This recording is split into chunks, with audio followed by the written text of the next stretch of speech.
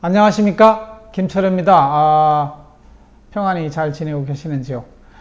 오늘은 지난 시간에 이어서 한남마중물 협동조합 함께 만들기 넷째 나눔, 성경은 공동체에 대해서 뭐라고 말하는가, 그 중에 지난 시간에 첫 번째, 두 번째 주제로 인간은 본질적으로 공동체적인 존재인가 한번 살펴봤고요.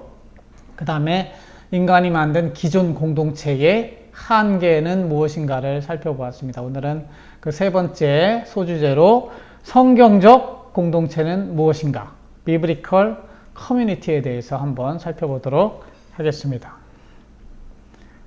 이러한 그 성경적 공동체에 대해서 알아보기 전에 성경이 제시하고 있는 세계관, 독일어로는 벨트붕 뭐 이렇게 이야기하고 영어로는 월드뷰 뭐 이렇게 이야기하라고 하죠. 이 세계를 바라보는 관점이라고 볼 수 있습니다. 그래서 성경은 이 세계를 어떻게 바라보고 있는가, 이거에 관련해서 함께 생각해 볼 네 가지 질문이 있습니다. 첫 번째는 창조주 하나님은 어떤 분이신가?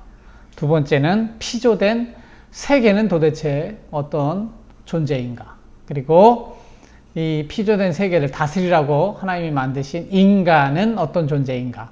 그리고 네 번째, 이 인간을 방해하고 죄에 빠뜨리는 사단은 어떤 존재인가? 이렇게 네 가지 소주제에 대해서 한번 살펴보도록 하겠습니다. 첫 번째, 하나님은 누구신가? 우리가 감히 하나님이 누구신지 말할 수 없지만 성경에서 제시하고 있는 하나님은 세상을 창조하신 유일신, 그래서 이름도 본인의 이름은 야훼라고 부르지만 옛날 이스라엘 사람들은 그 야훼라는 발음도 함부로 두려워서 하지 못하고 그것을 대체하는 발음으로 아도나이 이런 발음도 쓰고요.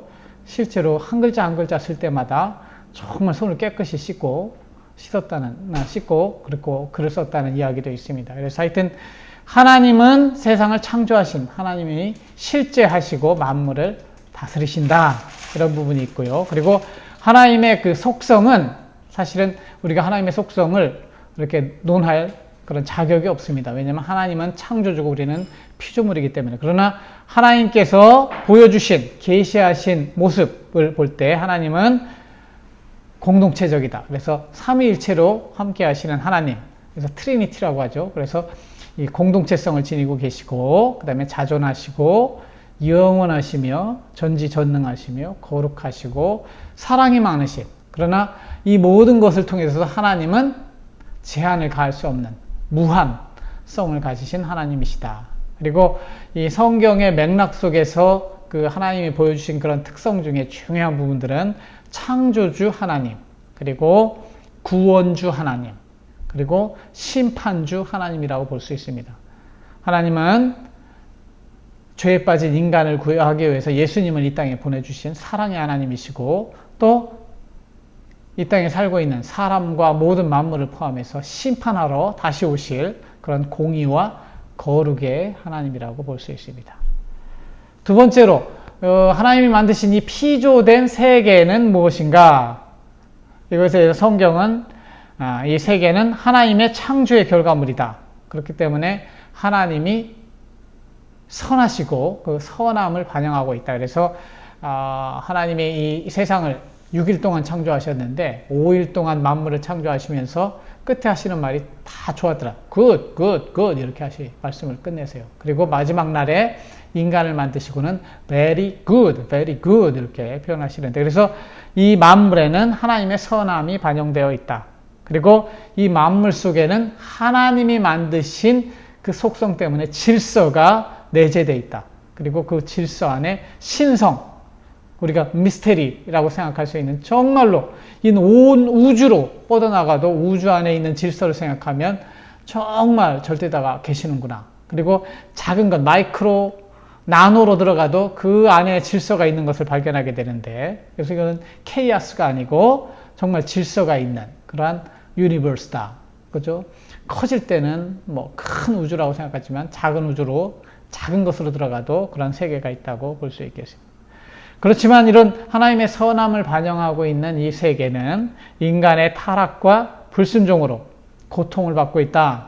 그래서 결국 인간이 심플 네이처가 됐잖아요. 그 뒤에 다시 설명해 보겠지만, 그래서 이 만물들도 그 죄의 고통을 받게 돼서 탄식하며 회복을 기다리고 있다고 로마서 8장에 이야기를 하고 있습니다. 그래서 이 세상은 영적인 측면에서 볼 때는 하나님의 성령과 사단 사이에 영적인 전투가 벌어지고 있는 공간이다, 이렇게 볼 수 있겠습니다. 세 번째로, 인간은 누구인가? 가장 중요한 문제죠. 나는 누구인가를 성경적으로 바라보는 관점이 굉장히 중요합니다. 저 자신도 이제 이곳에 와서 한 25년 만에 다시 한번 이것을 돌이켰는데, 정말 자기 자신이 누구인가를 아는 것은 정말 중요한 부분인데, 한번 설명을 해보면, 인간은 하나님의 형상을 따라 공동체성을 지닌 선한 인간으로 창조되었습니다. 저번 시간에 이야기한 것처럼 Image of God, Likeness of God, 하나님의 형상을 따라 하나님의 모양을 닮아서 이렇게 만들어졌다고 할 수 있죠. 그리고 하나님은 인간에게 이 세상을 다스리는 권한과 책임을 주었다. 그래서 자기 마음대로 다스리는 것이 아니라 하나님의 뜻에 합당하게 다스려야 되는 것이죠. 그래서 이 다스림이라는 용어가 우리가 공부한 행정학의 행정 또는 경영하고 같은 의미입니다. Rule over administration, 이런 표현이죠. 그리고 그 다스림의 구체적인 형태로 두 가지 명령을 주시는데, 문화명령과 대위임령이라고 할 수 있습니다. 창세기에 나타나는 정복하고 생존하고 번영하라고 하신 말씀은 문화명령, culture mandate라고 하고, 예수님이 부활하신 이후에 제자들에게 나타나서 모든 민족으로 가서 제자를 삼으라고 하시는 말씀을 주시는데, 그것은 대위임령, Great Commission, 이렇게 이야기를 하고 있습니다. 그래서 이 인간은 하나님의 형상을 따라 이런 다스림의 권한을 물려받았지만, 불순종으로 타락하여 본질상 죄의 자녀가 되게 돼요. 그래서 심플 네이처가 되는 것이죠. 그래서 우리 물건을 하늘에 던지면 모든 물건들이 지구 중심을 향해 떨어지는 중력이 작용합니다. 그런 것처럼 모든 인간의 마음속에는 심플 네이처가 있기 때문에 그냥 놔두면 죄를 향하게 되어 있습니다. 본질적으로 성경은 그렇게 보고 있다는 것이죠. 그래서 이 타락 이후의 인간의 내면 세계 속에서는 악이 가득해서 저절로 그냥 놔두면 의지적으로 반대 방향으로 가지 않는 한 악을 향하게 되어 있는 것이 인간의 본질이다, 이렇게 볼 수 있습니다. 그렇기 때문에 인간은 예수 그리스도를 통해 회복되어야 할 인간이다. 에베소서 2장 8, 9절 말씀을 보면은 인간이라고 하는 것이 by grace, 하나님의 은혜로만 구원받을 수 있죠. 또한 through faith, 또한 믿음으로만 구원받을 수 있다고 이야기를 하고 있습니다. 그래서 은혜로 또한 믿음으로 구원받아야 할 인간의 존재라고 볼 수 있습니다. 그리고 지난 시간에 한번 살펴봤던 것처럼 인간은 육체와 정신과 영혼을 가진 삼중적 존재다. 그래서 육체적인 인간은 돈주왕이 대표적인 인물이고, 육체적인 욕구를 실현하기 위해서 노력하는 인간 또는 셀프라고 볼 수 있습니다. 그리고 정신적인 인간은 도덕적으로 또한 이성적으로 판단할 수 있는 휴머니스트, 부처님도 여기에 이제 정신적인 소크라테스나 부다나 여기 도덕적인 인간이 들어갈 수 있겠죠. 마지막으로 영적인 존재로서의 인간은 영적으로 born again 되어야 되고, 구원받고 영생 천국을 누리며 살아가야 할 인간이라고 볼 수 있습니다. 그래서 우리 이 시대적인 상황에서 볼 때는 우리는 지금 예수 그리스도의 초림과 재림, 초림은 2000년 전에 왔고 재림이 아직 오지 않았잖아요. 재림, 그 사이를 살아가는 인간이라고 이렇게 볼 수 있겠습니다. 네 번째로, 그러면은 우리가 살아가는데 영적으로 느낄 수 있는 사단이라는 성경적 세계관에서는 사단의 존재를 잘 알아야 됩니다. 사단이란 무엇인가? 사단은 성경에 따르면 하나님처럼 되고자 하나님을 반역한 타락한 천사장, 루시퍼 또는 사탄이라고 합니다. 사탄은 히브리어로 적대하는 자, 하나님을 적대하는 자죠. 그래서 악한 천사들의 우두머리고 귀신들의 우두머리, 마귀, 바알세불, 벨리알 이런 표현으로도 나오고 있습니다. 그래서 여러분들도 뭐 다 좋아하겠지만 프레디 머큐리가 부른 보헤미안 랩소디에 벨세불이 나오잖아요.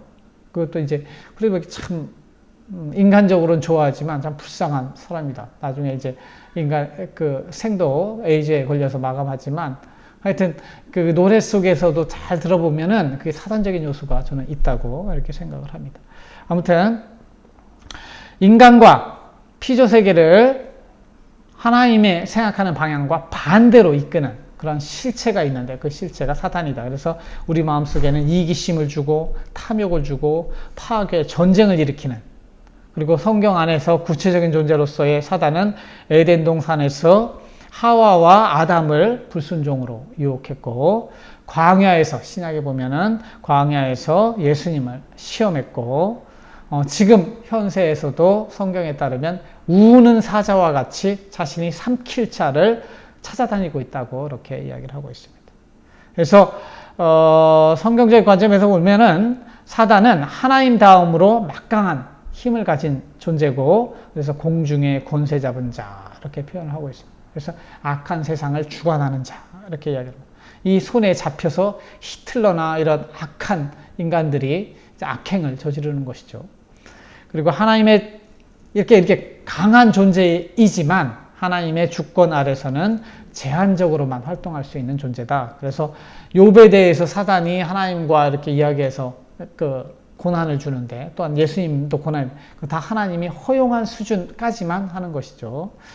그래서 하나님의 절대 주권 아래에 있고, 결국 예수님이 다시 오실 날에는 그리스도 재림시에 영원한 무저갱을 뭐 지옥이라고 할 수도 있고 아주 바텀리스라고 할 수 있는데, 하여튼 끝이 없는 그곳에 갇혀서, 영원한 감옥에 갇혀서 다시는 우리 세계를, 하나님 만드신 창조 세계, 피조 세계를 간섭하지 못하는 존재가 된다. 그래서 그 사이에 아마겟돈 전쟁도 벌어질 터이고, 요한계시록에 나오는 불과 유황으로 심판받을 존재가 사탄이라고 볼 수 있겠습니다. 그래서 성경적 세계관은 이렇게 네 가지 질문, 하나님은 누구신가? 그 다음에 이 세계는 무엇인가? 인간은 누구인가? 사단은 무엇인가? 이런 네 질문을 생각해 보므로 성경적 세계관이 어떤지를 특징 잡아 볼 수 있겠습니다. 다음은 이제 본질적인 문제로 성경적 공동체는 무엇인가로 한번 들어가 보겠습니다. 세부 질문으로 성경적 관점에서 인간은 어떻게 살아야 되는가? 성경에서 우리 인간들에게 어떠한 삶을 살라고 하냐? 아까 다스리라고 했는데 이 우주 만물을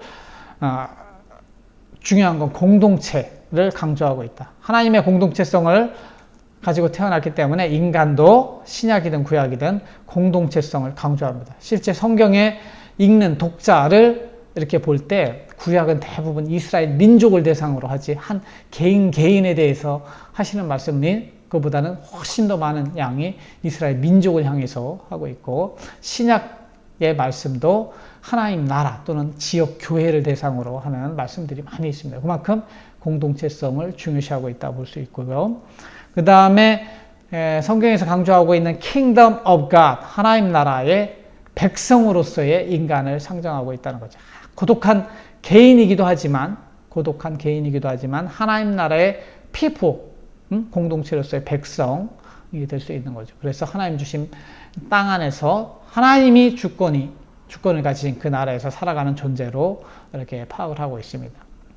또한 하나님 앞에서 인간은 또한 절대적으로 고독한 존재에 해당입니다. 이거는 개인주의적 관점이 반영된다고 볼 수 있겠지만, 각 개인은 죄의 고백과 회개를 통해서 중생과 구원을 얻어야 될 존재인 것이죠. 그런 측면에서 하나님은 개개인을 이끌어 가십니다. 올바른 삶을 살도록 이끌어 가시는, 이것을 성도의 견인, 켈빈주의자들이 이야기하는 하나님의 인도하심, 한번 예정하신 자는 끝까지 하나님께서 붙들고 지키신다는 개념이죠. 그뿐만 아니라 알비니안 쪽의 사람들이 강조하는 것은 인간의 의지적 노력으로 거룩하게 되는 것, 그 성화를 강조하게 됩니다. 그래서 두 가지가 함께 가는 것이죠. 하나님은 성도의 견인으로 우리를 끌고, 우리는 하나님과 예수님을 닮기 위해서 성화되는 그 삶이 함께 될 때, 이것이 바로 이제 by grace through faith 이렇게 될 수 있겠어요. 인간의 삶은 개인적으로는 이러한 삶이다 이렇게 볼 수 있겠습니다. 그래서 하나님 나라의 백성으로서의 공동체로서의 인간을 보면은 공동체 구성원, 공동체의 일원으로 구원을 이루어가게 됩니다. 그래서 구원이란 개념도 개인의 구원도 있지만 공동체 구원도 굉장히 중요한 것이고, 우리는 이 공동체 구원을 사회 구원 뭐 이렇게 표현을 하기도 하지만, 이 성경에서도 각 개인이 구원받는 것 뿐만 아니라 이 공동체가 구원받는 것 굉장히 강조하고 있습니다. 그래서 구약은 아브라함, 이삭, 야곱, 이스라엘 민족 국가를 통해서 천하만민이 하나님을 알게 되고 복을 받게 되는, 구원을 얻게 되는 그러한 세계를 그리고 있고, 신약도 교회 공동체를 통해서 하나님 나라가 만들어지고 천하만민이 구원을 받는 그런 세계를 다루고 있습니다. 그래서 그 초림과 재림 사이를 사는 우리 인간은 예수님을 머리로 하는 신앙 공동체, 현세적 관점에서 교회를 중심으로 공동체의 일원이 되고, 두렵고 떨림으로 개인 및 공동체 구성원으로서 구원을 이루어가야 되는 그러한 삶을 살아야 되는 그런 존재라고 볼 수가 있겠습니다. 두 번째로, 성경에서 말하는 공동체에는 무엇이 있었으며 어떠한 역할을 수행하는가. 가장 원초적인 성경에서 제시한 공동체는 가족이죠. 가족 공동체에 있어서 최초의 그 에덴 동산에 아담과 하와를 만드셨고, 그런데 그 공동체가 또 타락을 하잖아요. 실제 첫 아들로 태어난 카인이 둘째 아들로 태어난 아벨을 죽이죠. 그러니까 인간의 죄성이라는 것이 굉장히 성경에서 강조하고 있는 부분이 무섭습니다. 시적 공동체 안에서 살아가는 굉장히 장점들도 많습니다. 부부 생활의 기쁨도 누리고, 공존, 공생, 서바이벌의 문제도 가족 안에서 해결하고, 자녀도 재생산하고, 자녀 교육도 하고, 무엇보다 이 가정 안에서 하나님 예배를 드리고, 가정 예배를 드리는 것이 본질적으로 저는 중요하다고 보는데, 아무튼 이러한 활동들이 이 가족 공동체에서 이루어지고 있음에도 불구하고 심플 네이처로서의 이루어진 가족은 이기성, 죄성을 가지고 있고, 카인의 살인, 에서, 야곱, 쌍둥이인데도 그렇게 싸워요. 그런 갈등들 볼 수 있습니다. 그래서 이 가족을 통해서는 온전한 하나님 나라를 이루기가 쉽지 않다. 특히 또한 외적의 침입이 있을 때 가족 공동체가 그것을 하기 어렵죠. 그리고 주권 행사, 어떤 영토를 중심으로 해서 주권 행사를 이루기 어렵죠. 그래서 실제 가족 공동체에 있을 때 아브라함과 이삭과 야곱은 떠돌이 나그네 생활을 하게 되는 것이죠. 그 다음에 등장하는 게 부족 공동체, 씨족 공동체가 좀 확대돼서 이스라엘 민족 공동체가 되는 거죠. 출애굽 이전까지 그 이스라엘 민족이 얼마나 이렇게 그 수가 늘어나냐면, 애초에 시작은 아브라함 100살에 사라 90살에 낳은 이삭 하나잖아요. 그 이삭이 에서와 야곱을 낳고, 야곱에게 장자권이 가고, 야곱이 12아들을 낳아서 이제 12아들이 이제 다시 애굽으로 예언대로 하나님이 아브라함에게 주신 말씀, 너희들이 애굽 가서 430년 산다고 말씀하시거든요. 그래서 실제 요셉이 애굽에 팔려가서 거기서 총리가 되고, 그 다음에 야곱의 아들들이, 남아있는 아들들이 그 땅에 기근이 와서, 가뭄이 오고 기근이 와서 애굽으로 다 이사해서 살게 됩니다.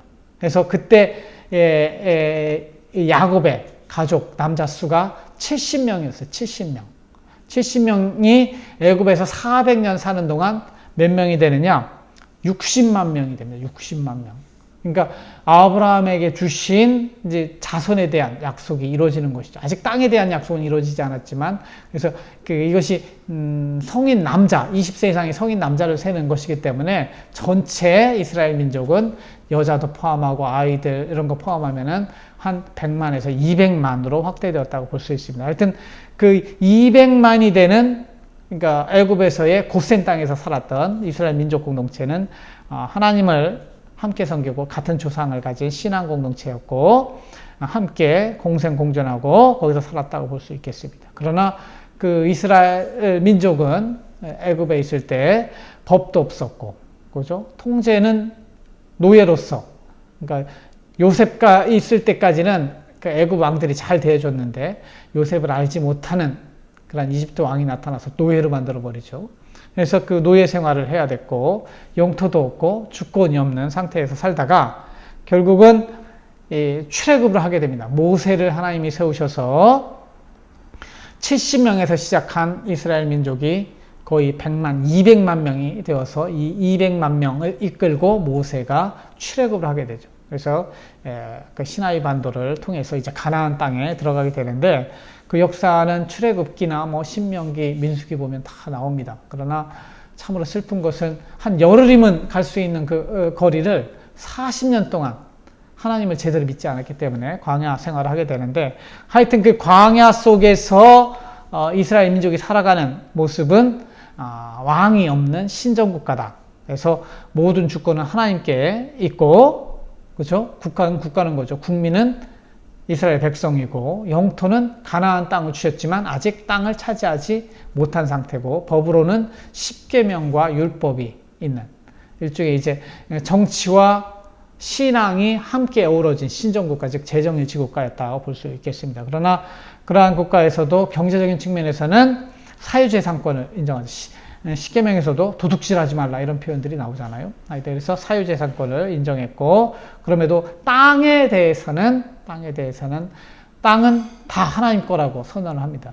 그리고 각 그 지파들에게 이렇게 분배가 되지만 희년이란 개념에 의해서 7년이 되면 안식년이 오잖아요. 7년이 7번 지난 해에는 다시 원래대로 돌아가게 하고 또 이 자본주의에서 강조하는 이자라고 하는 부분도 동족에 대해서는 이자를 받지 말라는 것이 하나님의 명령으로 들어와 있습니다.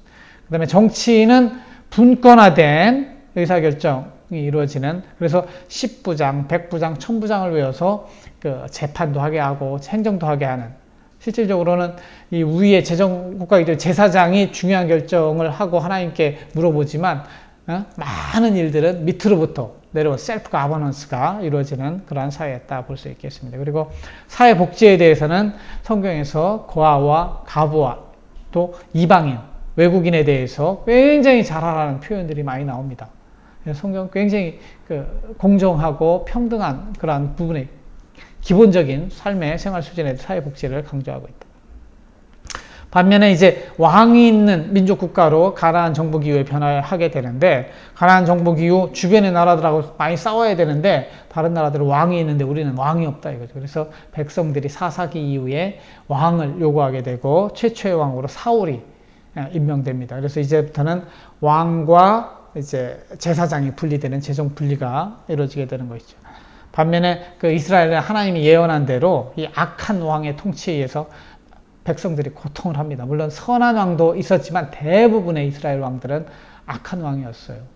그런 것들을 보면은 참 하나님이 왕이 된 신정국가가 성경의 모델인데 이런 그러니까 인간을 왕으로 세웠을 때 인간이 이제 하나님의 백성임에도 불구하고 고통받는 그런 모습들이 나옵니다. 그 이후에 이제 중세 국가는 또 교황의 왕의 이런 그 통치들 고대 국가들 보면은 봉건, 영주, 흉세 평민, 노예 이렇게 계급제 하여튼 지금 현세를 살고 있는 평등한 백성에서 볼 때는 참 그때를 생각하면 우리가 좋은 시대에 살고 있는 것이죠. 아무튼 중세가 끝나고 근세에는 민족 국가가 등장하고 여기서는 이제 인간이 신성의 지배를 받는 것이 아니라 이성과 또한 시민 국가를 만들어서 기본권을 강조하는 이런 사회로 변하게 되죠. 그래서 지금은 civil government, 시민 국가라고 이렇게 볼 수 있습니다. 이렇게 만들어진 국가 공동체의 장점과 한계를 시민 국가의 관점에서 한번 검토를 해보면 그렇습니다. 장점으로는 시민 국가가 이루어짐으로 그러니까 네이션 스테이트 중심이죠. 인권이 보장되고 국가의 강제력을 통해서 시장 실패를 치유하여 또 경제적으로 좀 더 잘 사는 국부론에 나오는 이야기입니다. 자유도 중요하지만 이런 부분에 있어서는 국가의 역할이 필요한 것이죠. 법의 지배, 상권 분립, 국민 주권주의 이런 것들은 굉장히 장점이라고 볼 수 있습니다. 그러나 우리가 경험하는 이런 대의제 시민 국가에서 느끼는 많은 한계들이 있습니다. 국가의 강제력에 따라서 인간의 자유가 제약을 받습니다. 군대 가기 싫어도 군대에 가야 되고 세금 내기 싫어서 세금을 내야 되고 어떤 통제에 따라야 되는 그런 측면들이 있죠. 그 다음에 허울뿐인 국민 주권주의입니다. 실제 국민이 주권을 가지고 있다고 하지만 우리는 투표할 때 잠시 주권을 행사할 뿐이고 나머지 때에는 정말 우리는 권력자의 종으로 살 때가 많은 것이죠. 그 다음에 현대 시민국가는 사회 문제 해결 능력이 참으로 미흡할 때가 많습니다. 특별히 일자리 창출 문제 정말로 헤매고 있고 공정한 사회 실현하는 것들도 제가 볼 때 많이 부족합니다. 반면에 시민국가의 정치인들은 권력 쟁취를 위한 이념 투쟁에 몰두하고 있다. 그래서 국민의 이념적 갈등을 조장하고 양극화해서 결국은 권력을 잡기 위해서 정치를 하지 국민들을 잘 살기 위해서 정치를 하는 것은 아니지 않느냐. 저는 이렇게 합니다. 이런 것들은 제가 볼 때는 모든 권력이 경제력이든 권력이든 정치력이든 탑다운으로 위에서부터 내려오는 이러한 현상 때문에 나타나다고 보고요. 제가 볼 때는 바텀업, 각 개인들이 자율성과 창의성을 통해서 자신이 필요한 그런 자치 조직을 만들어서 올라가는 이런 바텀업, 셀프 가버넌스가 만들어져야 되는데 지금 현대 시민국가는 이 대의민주주의를 통해서 대통령 또는 국무총리, 정치인에게 권한을 줌으로 인해서 이런 셀프 가버넌스가 많이 미흡하지 않느냐 그런 생각을 가지고 있습니다. 시민의 입장에서 볼 때는 지나치게 정부를 의존하는 것 정말 국민주권주의에 옳지 않은 행태입니다.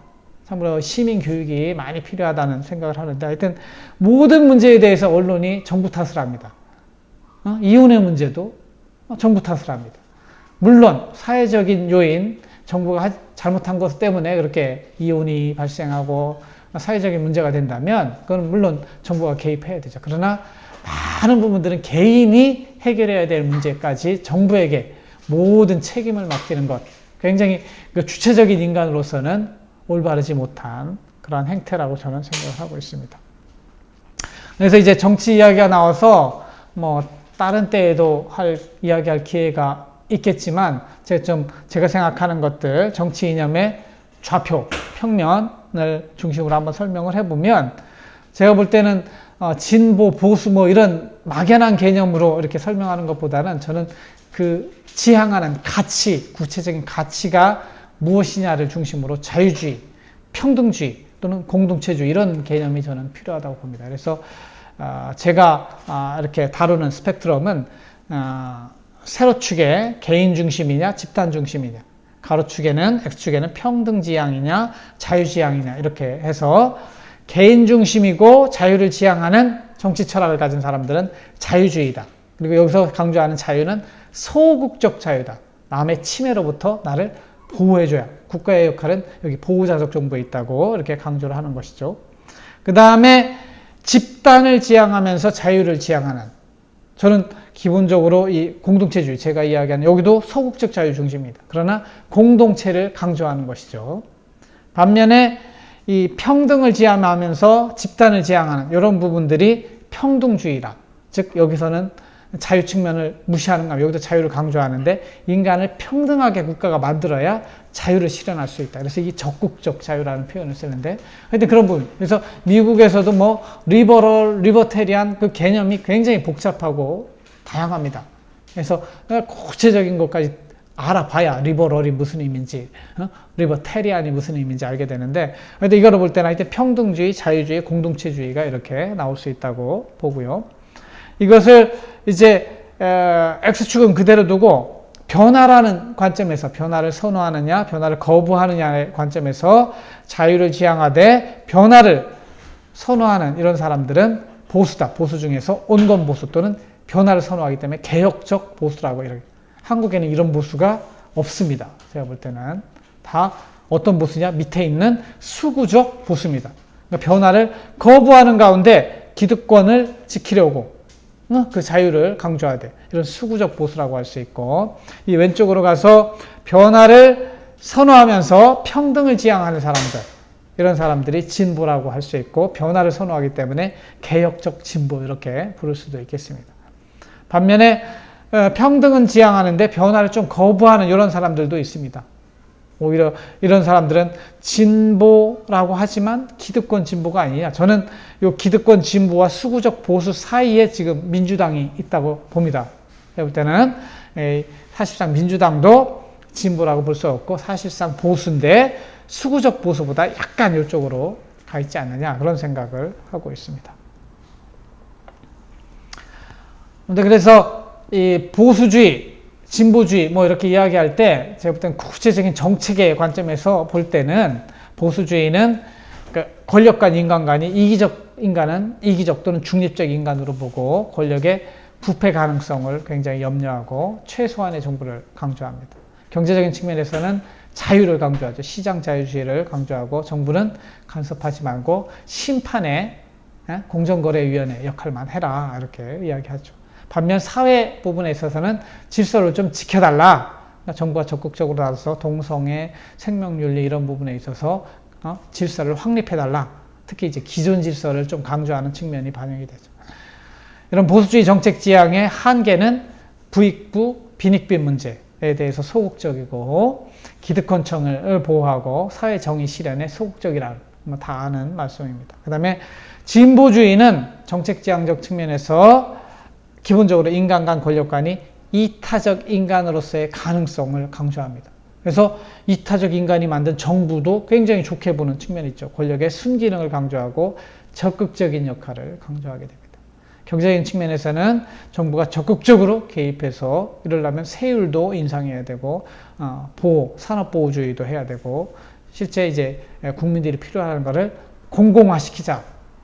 민영화에 대해서 굉장히 네거티브한 관점을 가지고 있죠. 그래서 이제 심판과 선수의 역할을 동시에 수행해야 된다고 경제적인 관점에서 이야기를 합니다. 또한 사회적인 정책 측면에서는 정부가 사회 질서를 변혁시키는 쪽으로 하기를 원하는 사람들이 진보입니다. 물론 이제 기존 질서에 대해서 동성애라든가 생명윤리, 페미니즘 이런 거에 대해서 새로운 정의를 만들어 가려고 하는 것이죠. 그래서 변혁을 원한다. 경제적인 측면에서는 적극적인 개입과 사회적인 측면에서 사회 질서를 변혁시키는 그런 쪽을 강조하고 이러한 그 진보주의 정책의 한계는 제가 볼 때 이거 좀 심각할 수 있습니다. 인간이 기본적으로 심플 네이처이기 때문에 제가 보는 관점에서는 복지병에 걸릴 수 있고 하향 평준화로 갈 수 있고 시민들의 정부에 대한 과잉 의존으로 인해서 실제 제가 주장하는 이 바텀업으로 이루어지는 셀프 거버넌스가 이루어지기보다는 오히려 의존형 인간으로 만들 수 있고 우리가 이제 조지 오웰의 동물농장에서 나오는 것처럼 소수 공산주의가 망한 그런 권력자들의 지배로 가는 인간의 창의성과 자율성이 무시되는 사회로 갈 가능성이 높다. 저는 그렇게 봅니다. 그래서 굉장히 저는 진보주의를 경계하는 입장이고 그렇다고 제가 보수주의를 적극적으로 찬성하는 것은 아니고 제가 볼 때는 저는 개혁적 보수 또는 공동체주의 쪽을 저는 강조하고 있고 그것에 저는 동조하는 관점이 되겠습니다. 그 다음에 이제 국가 공동체 이야기했으니까 마지막으로 또 교회 공동체에 대해서 성경은 이 사회의 공동체의 대안으로서 교회 공동체, church 또는 코이노니아를 이야기합니다. 어원으로 볼 때 이제 그리스어죠. ecclesia가 교회의 어원입니다. 밖으로 부르다 아테네의 위네를 의미하는 ecclesia가 교회의 원어가 되겠습니다. 집회 중심의 교회고 코이노니아 이렇게 이야기할 때는 같은 시간에 같은 장소에 있는 사람들, 즉 교제 공동체, 함께 서로 교제를 나누는 사람 중심의 교회를 코이노니아라고 할 수 있습니다. 현대 교회는 이 두 개를 포함한 개념이다 이렇게 볼 수 있고요. 구약의 신앙 공동체는 아까 말씀드린 것처럼 재정 일치, 그래서 이스라엘 민족 국가가 또한 신앙 공동체였죠. 그리고 현세의 복 중심으로 이렇게 공동체가 이루어졌고 신약의 공동체들은 정치와 이제 신앙이 분리되어 있고 주로 교제와 생활 공동체를 이루게 되는데 신앙 공동체는 예배 공동체에서 그 예수님이 부활하신 날 그날이 우리로 따지면 일요일 그날을 이제 로즈데이 주일로 삼아서 예배를 드리는 것이죠. 또한 초대교회의 모습을 보면 생활 공동체의 모습이 드러납니다. 그래서 사도행전 2장 44절 46절 이쪽을 가보면 생활상 필요를 유무상통하는 즉 사회주의의 모습이 여기 나옵니다. 즉 능력에 따른 생산, 필요에 따른 분배가 이루어지는 그러한 사회를 만들게 되죠. 이러한 능력에 따른 생산, 필요에 따른 분배는 지금 현대사회에서는 교회에서 전혀 찾아볼 수가 없습니다. 이러한 모습은 제가 볼 때는 가족 공동체 안에서만 이루어지고 있다 이렇게 볼 수 있는데요.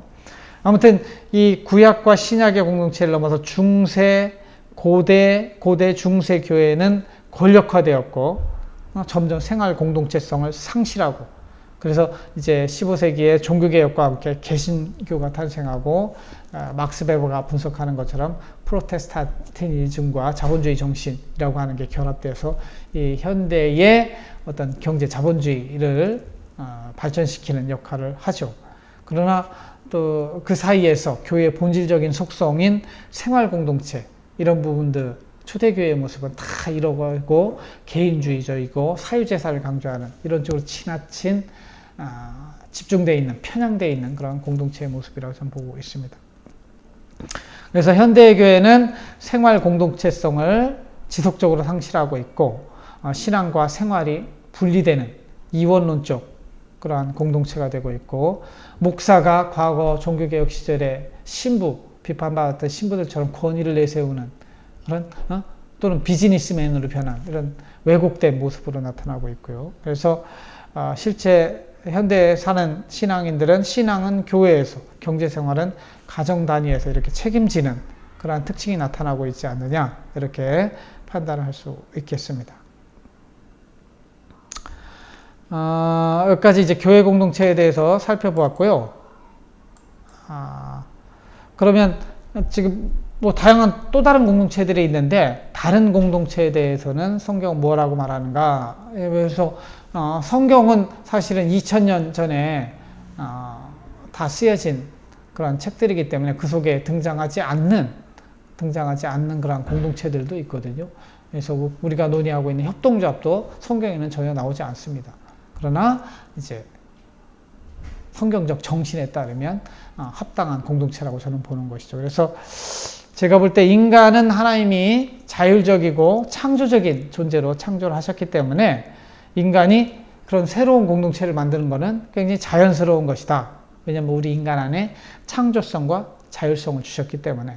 실제 창세기에서 아담이 하나님 지으신 이런 사물들에 대한 이름을 짓는 것을 보면은 정말 신묘막측하게 짓거든요. 이런 것들은 하나님이 주신 인간의 창의성이 반영되는 것이죠. 그래서 인간은 하나님의 뜻대로 세상을 다스리기 위해 다양한 공동체를 형성해 가고, 이러한 모습이 제가 볼 때는 셀프 거버넌스라는 모습으로 각자 개개인으로서의 또는 가족 단위로서의 모여가지고 필요한 것을 스스로 만들어야 되는데 탑다운으로 뚝 떨어지는 이러한 것들은 옳지 않다는 것이죠.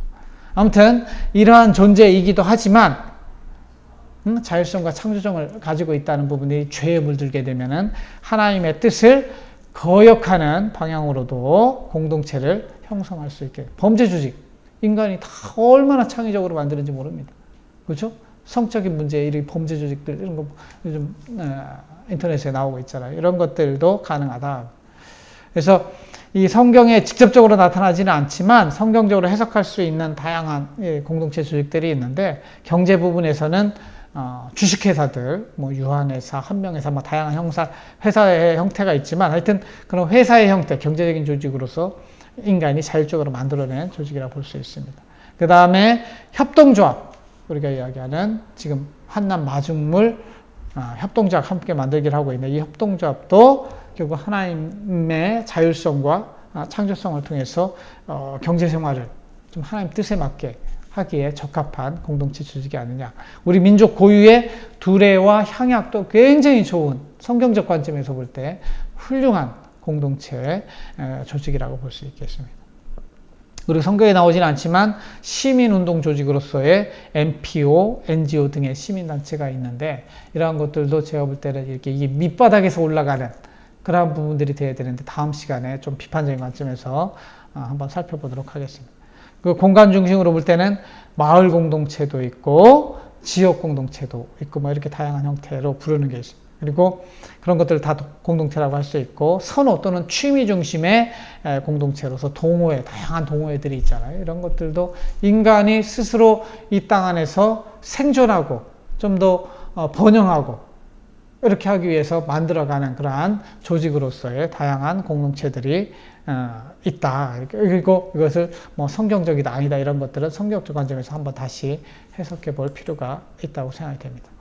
그래서 오늘 강의는 이 정도에서 좀 마치고요. 다음 시간에 현대사회에서 이 성경적 공동체의 역할은 무엇인가를 구체적으로 살펴보고 또한 저희가 만들고자 하는 협동조합이 성경적으로 어떤 측면에서 좀 적합한지 이런 것들도 살펴보도록 하겠습니다. 오늘은 여기까지 하고요. 모두 좀 코로나 바이러스 때문에 모두 건강에 참 조심해야 돼요. 미국 땅도 지금 많이 힘들고 있습니다. 여러분들 그때 건강 조심하시고 제가 함께 기도하겠습니다.